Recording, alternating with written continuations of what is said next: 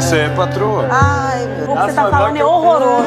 Você não sabe a relação de amizade que eu tenho com ela. O que você tá fazendo é humilhando a minha amiga. Tá sim. Tá todo mundo lá fora, todo mundo viu. Não teve ninguém pra defender a tia Milena. Ninguém. Aí vocês vão fingir que a gente não existe. Aí na hora de votar, vocês querem contar com a gente?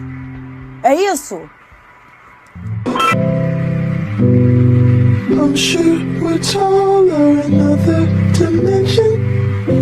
Tia Milena.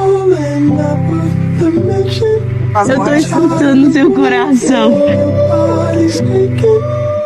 Até aqui dentro ela tá com uma patroa. Tá vendo errado. Eu acho que, tipo, a Ana Paula não faria amizade com uma pessoa tipo a Milena lá fora. E aí, menino, tudo bem? Tranquilo? É óbvio. Tá achando que eu sou o quê?